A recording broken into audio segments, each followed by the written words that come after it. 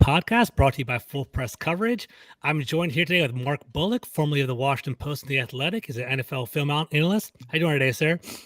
I'm doing very well, thank you. And yourself? I'm doing very good, man. It's happy Tuesday. I'm trying to get through the weekend nowadays with work and trying to make it through it. I'm also here with my co-host, Big Doug McCrae. How you doing, Doug? I'm doing well, thank you, George. All right, good to see you guys. So, it's funny, we're talking, pre-show before I started talking to Mark, and we talked about how I haven't talked to him in a long time. Mark, I'm just kind of curious, right? A lot has changed in Commander Land over the past couple of months, and now we are potentially going to get a new owner. I'm kind of curious about that. How do you kind of oversee the whole transition change? Are you happy with Harris as a new owner? Kind of describe your Dan Snyder experience, especially coming from the UK. Yeah, well, my Dan Snyder experience is obviously not as severe as what you guys have had to endure out there. I've only had to endure it from afar, and not for as long as most fans that would have been brought up and lived through it more extremely than I did. But the last decade or so that I've been really, I guess, covering the team or writing about the team, and you kind of, the more you dig into the team, you see the impact that the owner has, and just how bad Snyder is, and so it did get to a point for the last few years where it's like, yeah, they made a good move, but Snyder's still the owner, so nothing's ever gonna really work. And it's like, oh, they got a decent quarterback, but Snyder's still the owner. Maybe they got a decent head coach, Snyder's still the owner. So it kept coming back to that, and it just felt like, I think the analogy people have used is, it felt like there's this cloud that's been over the team for decades now, and it feels like that's finally being lifted. So yeah, for me, I've always been more of a focus on the X's and O's and what's happening on the field kind of thing. So, but the culture of the team and their ability to win games is directly impacted by what the owner does. So it's a lot more fun from, I guess, I struggle to call myself media because I'm not covering the team like a beat reporter, but it's a lot more fun to cover a team that is successful on the fields, even though we quite often get criticized by fans saying, like, we prefer it when Snyder and there's all these allegations and stuff. It's more for us to write about. It's like, well, I'd much rather be writing about a fun, successful team playing in the Super Bowl. That's a lot more fun for me to write about. So hopefully we can get through this quickly and start focusing on just the football stuff. Well, he's moved to England, so he's your problem now. Exactly right. And that's actually a great follow-up question. So, Mark, how's that perceived? I'm sure you have coffee talk shop or tea talk shop or whatever. You guys are just having lunch with somebody. One of my favorite interests is the Commanders football team. How is that perceived over in the UK and over in Sweden now? Are people even know what you're talking about? Are they disgusted with your choice, or what's the thought behind all that? I mean, Snyder and the NFL will be a topic, and it's growing into a bigger topic, and general sports. Sports have become so global now that there are fans all around the world, and you see these sports like the NFL, you see F1 taking off around the world. The Premier League in England is obviously global and stuff. So the sports are becoming bigger and bigger, but so people are talking about them. But things like the Commanders and like Dan Snyder, that unless you're into the NFL, you don't really, that doesn't scratch the surface over here. So yeah, it's not a huge talking point. But amongst my friends that are into the NFL, everyone's happy, for me at least, that the Commanders are finally being sold. George, for perspective, do you know who the number one cricket player is in the world and how many Instagram followers he has? Doug, I have no idea. Do you? I do. His name is Kohli, I believe. And it's Virat Kohli. And it's like 256 million. Oh, wow. Okay. It dwarfs LeBron James's numbers. It's incredible. That is incredible. That's actually very interesting. Okay, very interesting. I guess last question before we move on, Mark. So me and Doug were talking on his podcast the other day. How did you feel when you heard that when Dan Snyder was selling the team? Like, I don't want to like me and Doug kind of felt like it's kind of been anticlimactic because it's kind of taken a long time to kind of unfold. Like, are you relieved? Are you still kind of, frustrated at this point, or what's your belief system about Dan Snyder transitioning right now? Yeah, I was pretty happy with it. These kind of things always take a while, and kind of on a similar topic, like I'm a Man United fan, and Man United are currently in the middle of a sale from the Glazers with the Bucks owners, Mhm. and that is kind of a long protracted sale, and it kind of both teams kind of roughly started looking into sale possibilities around about the same time, and both teams initially were like, well, we're gonna have the sale done by Q1 2023, and obviously now we're into May, and neither team has been sold yet. So I kind of understand that this is kind of just the process, and it's going to get done. And even as late as today, like Roger Goodell and all the guys at the owners meetings are pretty confident that this is going to get done. So I'm not too worried about it. At this point, it's pretty clear that Snyder's not really involved anymore. He's not even at the owners meetings. So you'd like to get Harris in there as soon as possible, and so that he could, invest in the practice facilities and that kind of thing to get all of that up to standard. But that's not going to be a thing that happens overnight. It's like he takes over tomorrow, and by next Wednesday, it's they've got this huge, amazing new facility to practice in. That's going to be down the road. So if the sale happens tomorrow, or if it happens, in 2 or 3 months' time before the season, that doesn't really matter to me. Gotcha. So let's pivot a little bit. So we talked about all this off the field stuff for months and months now. It's kind of dragging on, but now we actually finally got football around the corner, and we're starting to see OTAs this week and OTAs next week. Mark, I'm kind of curious, like, how do you view OTAs, and what's like what do you want to see or want to hear about over the next 2 weeks? What would be a successful, transition for the team right now? Yeah, OTAs are obviously an important part of the off-season schedule, and they're more important for teams that are installing a new system. So, like on offense, it's very important for those guys to be in there. It's a great opportunity for the coaches and the players to get one-on-one time, and especially for like young guys like Sam Howell trying to learn Eric Bieniemy's system and get caught up with that. So it's a big important part of the off season for them. For the defensive guys, they've been in the system now for a few years, so for me that it's not as big a deal if certain guys don't show up. I'm sure that's a talking point that's happening right now, but Yes, sir. As I'm asking in a moment.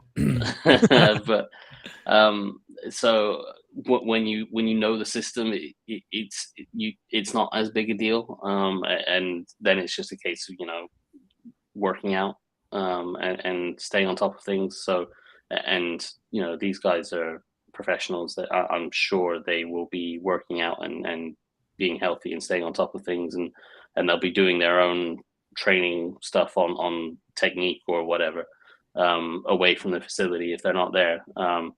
I think for me, for over the last few years, I've kind of come to, yeah, obviously, in an ideal situation, you want everyone there showing up and taking part, but it's more important if you have a new coaching staff that they're installing a new system. Then you really want everyone there, because if they're not there, they're missing out on valuable time that they could be learning the new system. But if you're a year or two into a system, to me, it's not a big deal.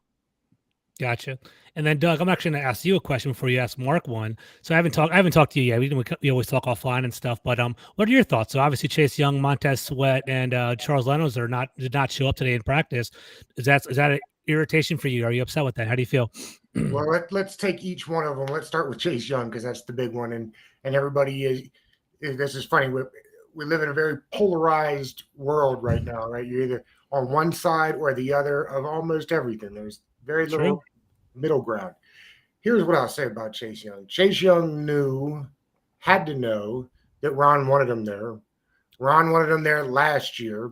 A good portion of the reason that he didn't get the 5th-year option was because Ron was upset that he didn't buy in and didn't come last year when they basically, to my understanding, begged him to come. And he didn't do it again this year. And all the while knowing that his boss wanted him there. So to me, at some point, you're doing it for a reason. I'm not sure what that reason is. I'm not sure the point that's trying to be made is. I think we'll find out that Leno probably had something that was excused. Maybe Chase Young did too. I mean, I don't want to trash him for no reason. I agree. It just feels like this is repetitive in nature, and it feels odd to me. It feels like it would be a lot easier for Chase Young to just show up for a couple of days, even if he didn't want to participate for whatever reason. To me, just being there and being around your teammates is worth going. So I'm not sure why, you'll never get him to tell you, but I'd love to know what his thought process is on what the benefit is of doing this again, because I don't understand it. And Montez usually is there, so I'll be curious. I think Ron's going to talk tomorrow about what's going on there and guys, but frankly, 3 big names, but only 3 out of the whole group didn't make it. So I mean, actually a really good turnout. That's a very good turnout. And I think you kind of hit the nail on the head too. I kind of agree with you as well. I think the Charles Leno absence is kind of abnormal. Like he's one that's typically there and kind of shows his face every single time. Montez Sweat's typically there. He might miss like 1 or 2 here or there, but it's usually like there's a reasonable excuse for that as well. I don't want to jump on Chase Young yet. I want to see what's going on. There might be potentially something, he might have a family issue going on for all we know, right? But if there isn't, I would want him there, right? Just to show faces, show cultures, to show unity with the team. The one thing I do kind of like I've kind of noticed as well is mandatory camp is June 6th to June 8th. So in like about 2 weeks there, he has to be at camp. So maybe he's kind of biding his time, and this is his vacation before he starts ramping it up. So we'll see how that goes. But I do agree. I think Ron Rivera was explicit. He wants him there, and we haven't seen anything. We haven't seen a good show of faith from Young's end, which is concerning because he wanted to be a leader. So we see that. George, just real quick, people brought up Terry today. I saw about him not going last year. Big difference. Terry was trying to get a contract, knew he was going to get a contract. This situation to me is like the antithesis of that, right? Like there is no contract coming for Chase Young.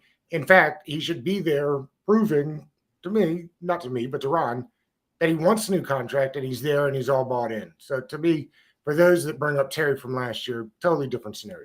And then Terry was there, to be honest with you. Terry was at practice consistently during class work, but he wasn't actually taken on the field to prevent injury. So I agree with you there. Mark, you want to touch on that, Errol, or did you kind of share already what you wanted to say? Yeah, no, I think you guys are right. Like Terry was a completely different situation, and I think as I kind of mentioned with Chase Young, like it depends on the reason he's not there, and like from my perspective, if he's like at say the Von Miller pass rushing camp thing that they do every year, and I don't know what time that every year that is, so that might not be what he's at. But if he's, for example, there, like for me, that being with a big group of really good pass rushers for a weekend is going to be more beneficial to Chase Young's technique and overall play in the season than him working out at the facility and getting the same coaching he's had for the last few years, and installing the system that he already knows what the system is like that. So for me, that would indicate something that'd be more beneficial to him, but who knows if that's actually what he's doing. I think it's just a case of wait and see, and it could be a case of like he shows up tomorrow and it was just today he couldn't get a flight in or something like that, who knows. So we'll see. Yep. Let's hope. I was just saying, let's hope that's what it is and be optimistic that it's not, him shooting a pizza commercial for Paisanos or something like that. Eastern Motors, exactly. That's right. Yeah. If you hear the Eastern Motors jingle, bad news for sure.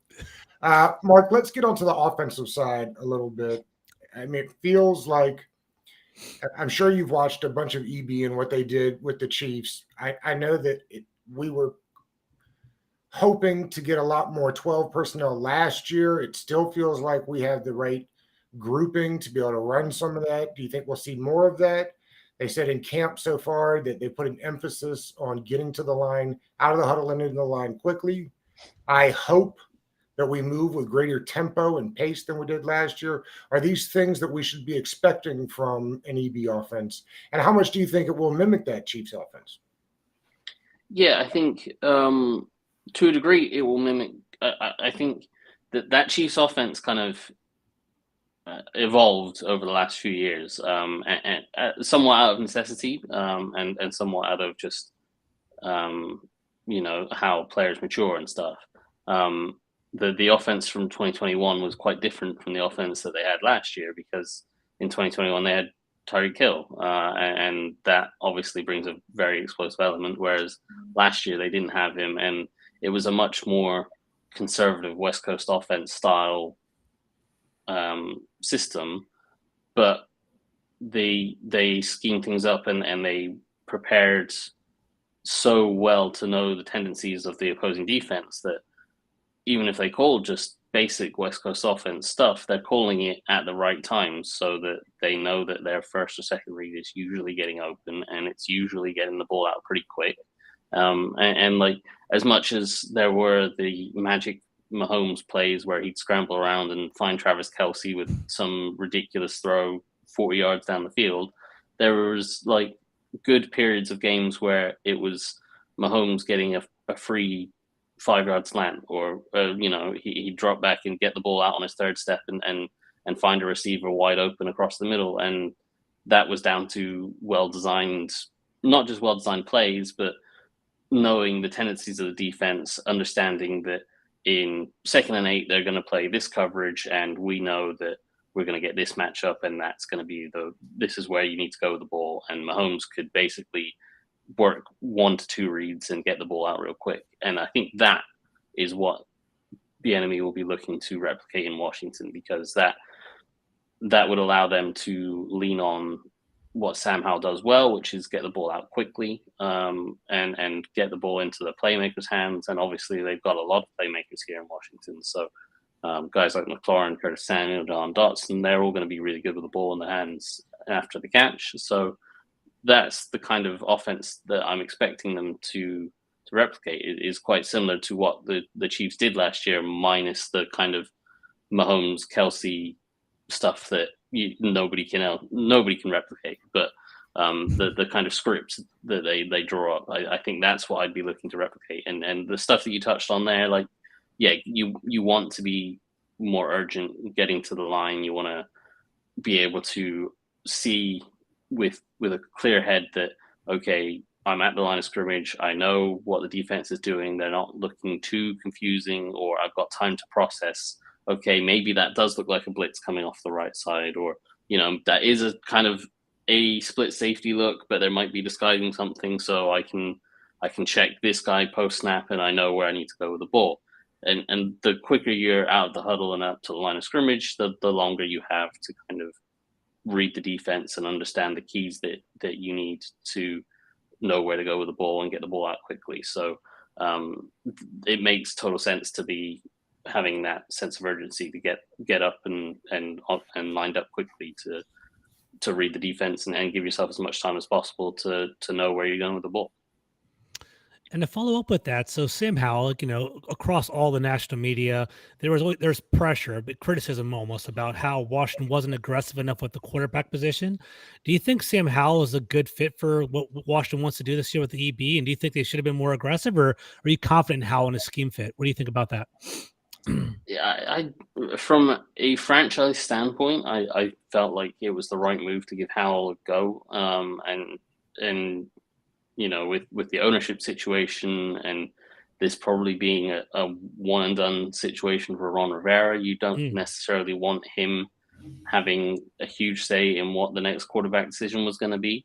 You didn't want him trading 3 first-round picks to go up to 2nd overall and drafting whoever. You wanted that future flexibility. I would imagine any new owner coming in would want that. So from that perspective, the decision to go just for a cheaper quarterback option made plenty of sense. And you have a guy in Sam Howell that does have a lot of talent. And yes, he was a 5th-round pick, and there were reasons he fell. Yes, he's only played one game. It was a promising game against Dallas. There were some issues, but some good signs of development too. So I didn't disagree with the decision to go with Howell at all. I think it was the best one for the long-term future of the franchise, which isn't necessarily the best decision for Ron Rivera. Like, if Rivera is wanting to keep his job, he probably should be going all in on finding the best guy and giving himself the best chance to win a Super Bowl this year. But for the future of the franchise, I think that was the right thing. Go ahead, Doug. We've talked about this a little bit before, Mark, and I thought it was apropos to bring it up again now, simply because you had mentioned Ron and the possibility of this being a one and done. It's come up also in the media recently about the idea of having a defensive-minded head coach. I think it was Alex Smith that kind of said, that the nature of defensive-minded head coaches kind of stunt the growth of a quarterback because they're willing to just pound the rock and play really good defense. But also with that, and this is what you and I talked about maybe a year ago, and I thought was really great and fits here, is this idea that if you are or hire a defensive-minded head coach and the team is good and you score a lot of points, you'll be replacing the offensive coordinator all the time. And in a league where we're built on offense, much rather be replacing defensive coordinators every couple of years than offensive coordinators. Do you still feel that way as far as who you like as being the head man? Yeah, I think the ideal template is you have your offensive-minded head coach that installs his system, and you find a young quarterback that grows with that head coach, and then they are entrenched in that system for a number of years. And the longer you're in a system, the better you get at it. And that is just the ideal situation. And if you have a defensive-minded head coach, as you say, you will have a situation where you do have to cycle through offensive coordinators, because if you're good, your offensive coordinator is going to get hired by someone. Yeah. So that's not to say you can't be successful with a defensive-minded head coach. And I get what Alex Smith was pointing at with certain defensive head coaches do play that more kind of conservative style. But there are plenty of offensive head coaches that play that more conservative style too. I think Mike McCarthy with the Cowboys, when he was talking about how Kellen Moore was moved on to the Chargers this offseason, and he talked about how Kellen Moore just wanted to focus on scoring as many points as possible and didn't think about, trying to run the ball and maintain the clock and give his defense a break. And Mike McCarthy said, when you become a head coach, you learn that the defense is an important part too, and they need their time too. So there is some merit to that, but there's also, there are conservative offensive coaches and there are aggressive defensive coaches. So it's not necessarily just a offensive defensive thing. I think it's more an aggressive mentality thing, but certainly from a perspective of your ideal situation, you would want a Kyle Shanahan or Sean McVay offensive mind that is going to have, even if they get their guys hired from them, like we've seen everyone's been hiring Kyle Shanahan's staff or Sean McVay's staff for the last few years, they still will be able to keep their system in place and allow their quarterbacks to grow within that system.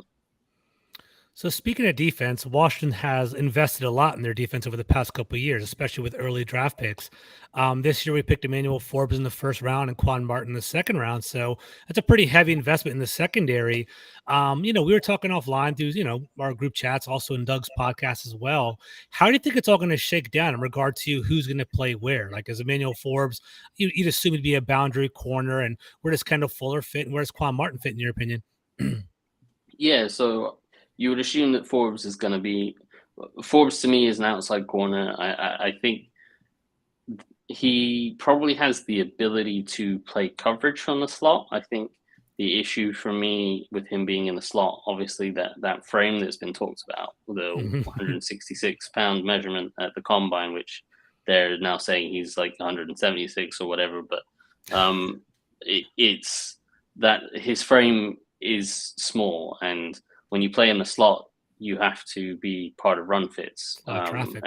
and so that would be something that I'd be wary of. And I think in profiles I've done of him, he definitely is a willing and able tackler and happy to come up and play the run, but you don't necessarily want to put him in a position where he needs to be involved in the run quite so often. So I think for me, he's an outside corner, and I'm sure Ron Rivera and the coaching staff will say, he has to earn it. Nothing's going to be given to him. But I suspect by the end of training camp, he's going to be the starting corner, and then it's going to be Fuller and St. Juste to kind of battle it out, opposite him. And for me, I wrote a piece about this the other week, whether you go with St. Juste or Fuller. And for me, the stronger argument is to go for Kendall Fuller.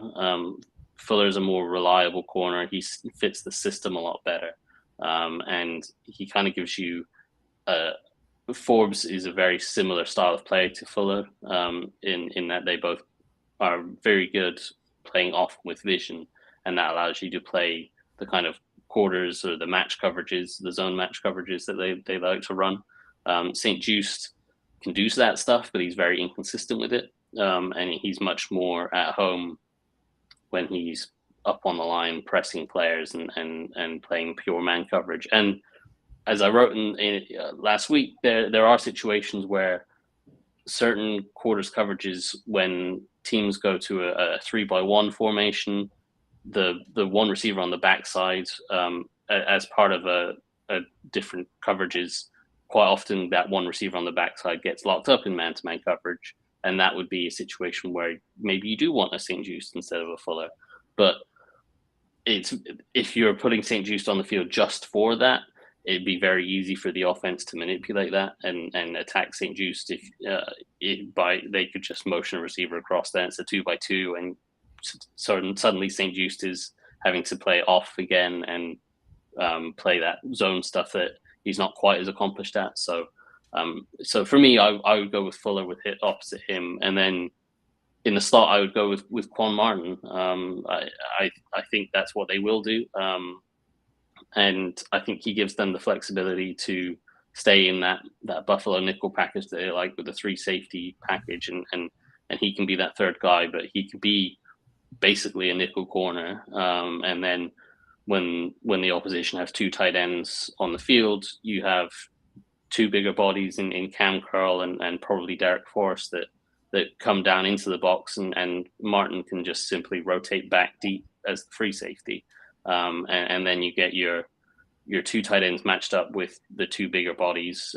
So then you've got those guys that can defend the run, but also match up on the tight ends, and you've still got solidity back deep.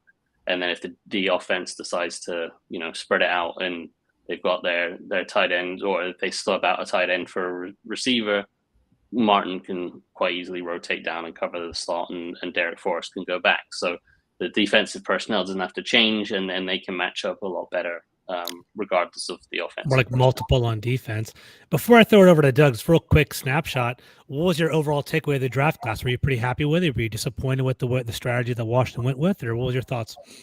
Now that you reviewed some too.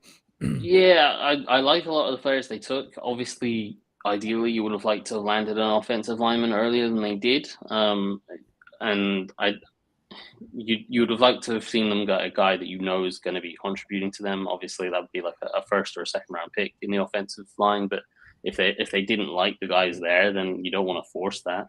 I do like the 2 offensive linemen they drafted. I think certainly down the road, I think Stromberg could be pushing to start sooner rather than later.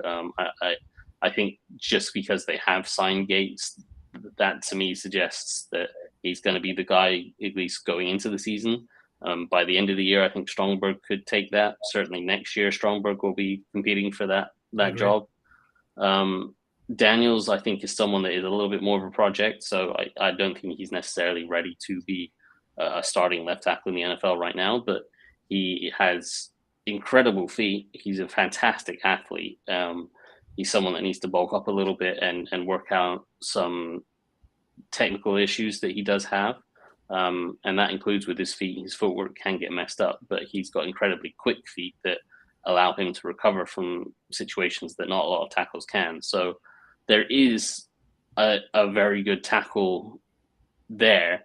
It just needs to be developed, and there's obviously no guarantee that it will be, but I think there is a lot of talent there. So I really like the talent that they picked. The top 4 guys that they got, I think are really talented. I just don't necessarily think they necessarily got the impact players that they needed for this coaching staff in this year anyway. I agree. I think it's a fair analysis. Go ahead, Doug. What do you got? Well, just Adam Maniba yesterday said he thinks that Sadiq Charles ends up being the odd man out after we break this thing down to 53. If we assume that Gates starts at center, at least for game 1, we'll see what happens after that. Who do you think ends up at the left guard spot? I mean, to me, that's the center and the left guard, in my mind, are the 2 biggest question marks, maybe on the entire roster, much less the offensive line, who we're asking to protect a second-year player with 1 game under his belt.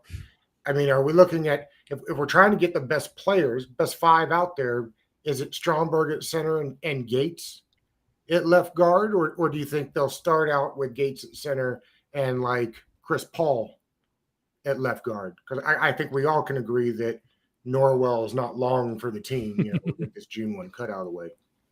Yeah, well, given that Rivera has constantly forgot about him whenever asked about the left guard spot, I think that is the writing on the wall for Norwell a little bit. But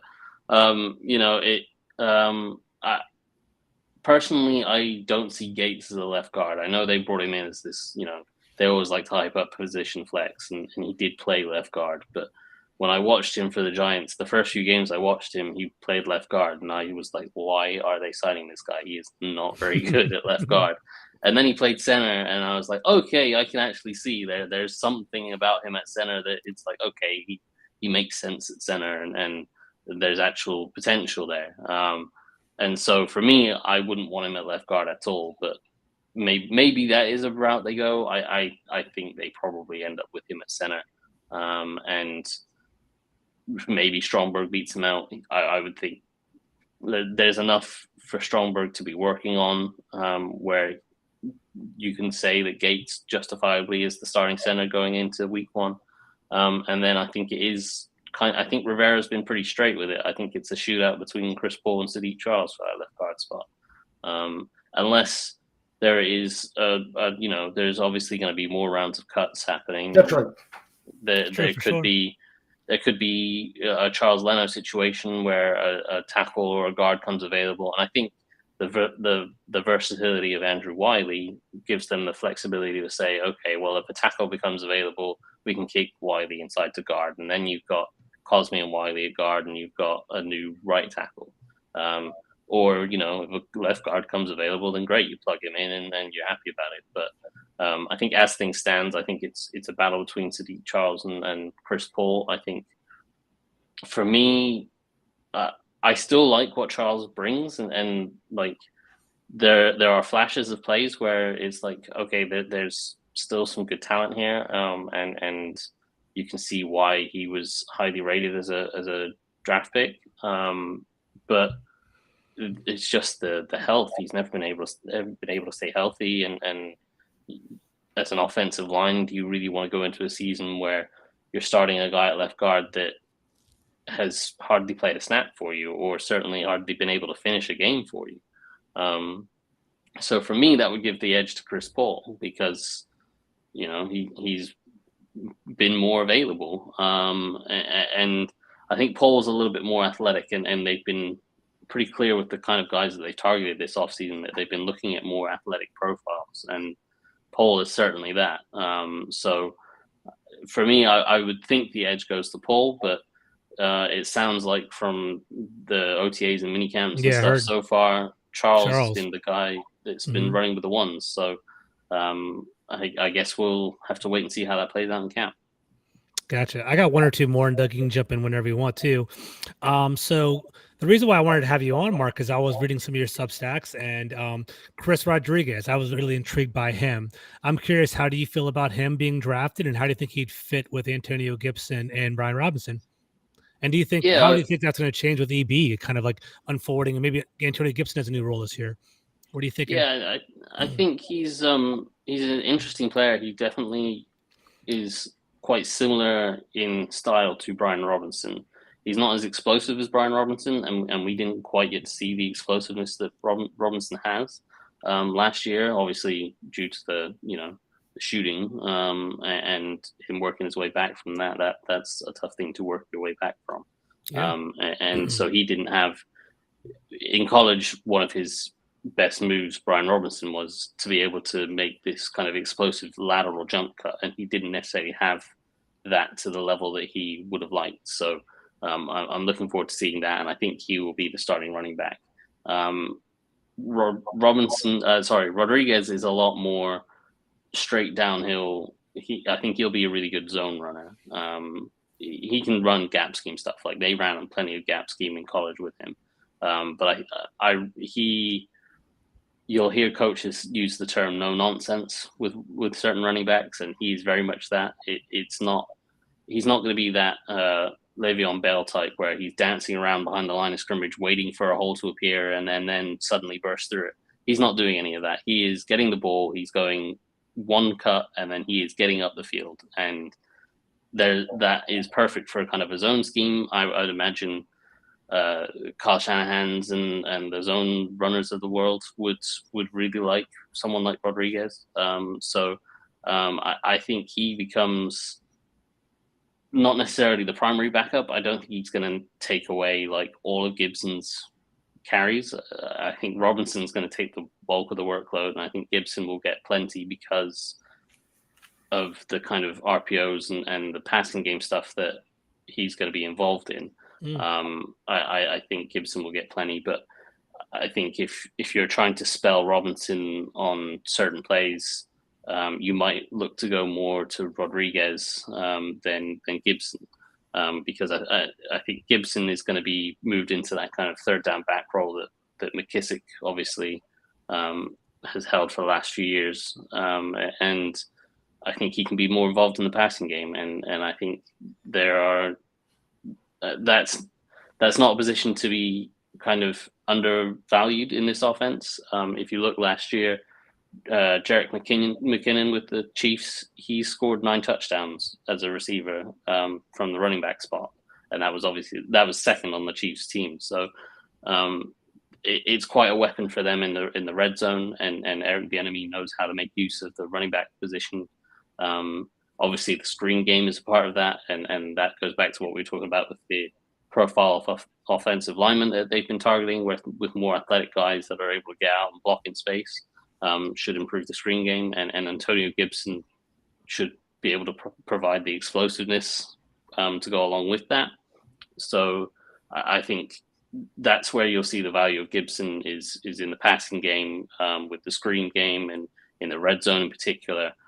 They find ways to move the running back around and get him the ball on shorter, not necessarily like long bombs down the field. It'll be short, quick game stuff, but it'll just be mismatches that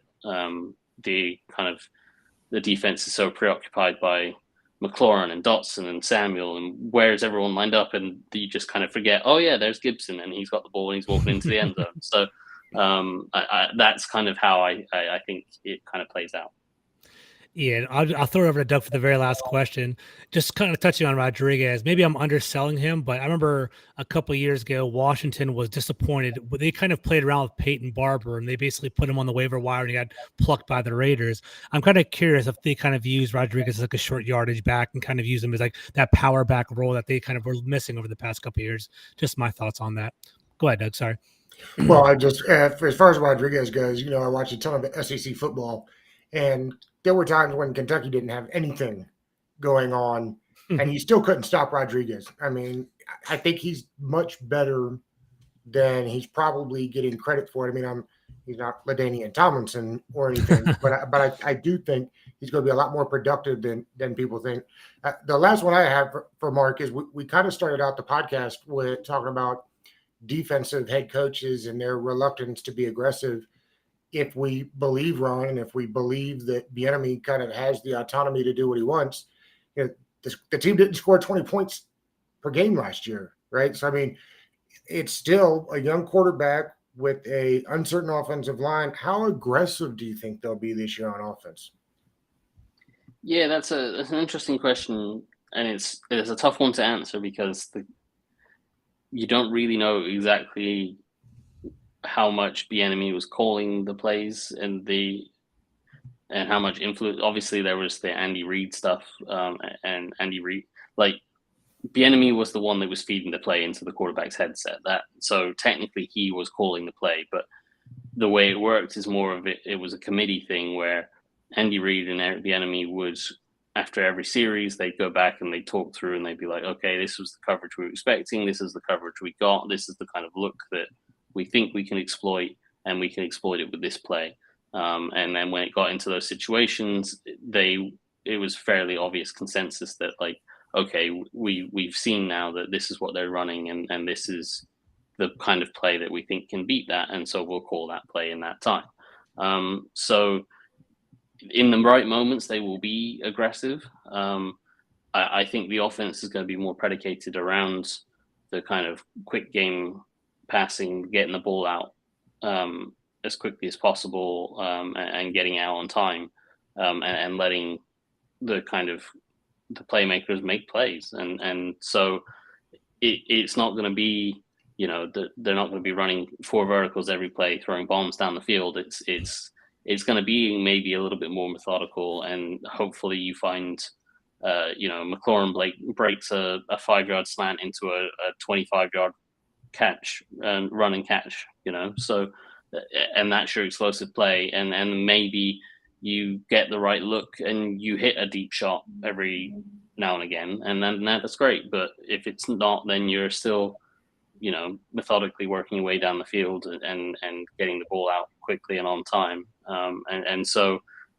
it's tough to say exactly how aggressive he'll be because he's not done it on his own. I think he will be aggressive in the right spots, but he is also, he is a running back. And so he will want to use the running game. And I think what we'll see is there will be a lot of run plays and pass plays kind of mixed. Obviously, the RPO game is a big thing in Kansas City, and I think it will be a big thing here for Bieniemy. And so there will be plays where, and there will be games where we're thinking, why didn't they pass the ball more? And it'll be a case of, well, there were 10 RPOs and the defense played them in such a way that they had to run the ball on 9 of those plays. And then there'll be another week where it'll be, well, we called 10 RPOs and the defense played in such a way where we had to pass it 10 times and it really didn't run the ball enough. So it will be largely dependent on how the defense plays, because that is the thing that Bieniemy should be bringing to this team, is how they prepare and how they scout opponents, and how the timing of it's not so much the concepts. The concepts themselves can be quite basic. It's more the timing of, we know the defense is going to be in this look at this time, and they do. And in Kansas City, they do that better than anyone else, and that's what you're hoping that Bieniemy is going to bring. All right, Mark, we'll end on this one. It seems like you're thinking that Washington's going to be more of a run-first team, or that's kind of the impression that I'm catching from you. Maybe I'm speaking for you, but if you were to make a declaration now, I know it's May 23rd, who do you think is going to lead the team in touchdowns on offense? In touchdowns, I would think we won't hold you to it. It's all good. Yeah, no, I think it would probably be either Dotson or possibly Gibson on an outside chance of, Gibson can obviously, as I talked about with McKinnon, he was their second leading touchdown scorer last year for the Chiefs, and they find ways to get the running back the ball in the red zone and let them score. And so Gibson could do that, but obviously if they're running RPOs and stuff, Gibson can take handoffs for runs as well and score that way. So I think Gibson would have a good chance. I think Jahan Dotson, we saw at the start of last year just how effective he is in the red zone, and he is so quick. And I think if you move him into the slot in certain situations, I think he's going to score. Mm-hmm. Yeah, I think he's going to score a lot of touchdowns. So for me, it would be one of those two. All That right. McKinnon stat is a good one. I didn't know that, and it makes me excited. Right? We keep talking about are we going to unleash Gibson? It makes me a little excited. I got to tell you. I love it. Well, thank you, gentlemen. I appreciate it. We definitely went over time. It's all for thank you for all that. Mark, real quickly, kind of plug where they can find you, your socials, and anything you're working on, and same thing with you, Doug. Yeah. So my Twitter handle is @MarkBullockNFL, and my Substack, where you can read all my breakdowns, is markbullock.substack.com. All right, sounds good. Doug, what about you, bro? Big Douglas Show is out every Monday, Wednesday, and Friday, usually around 4:00 by the time it all gets edited. So you know how that goes. So yeah, you can check it out there. All right, guys, this is George Carmi from Full Press Commanders, Command the Mic podcast. Take care. Have a good night.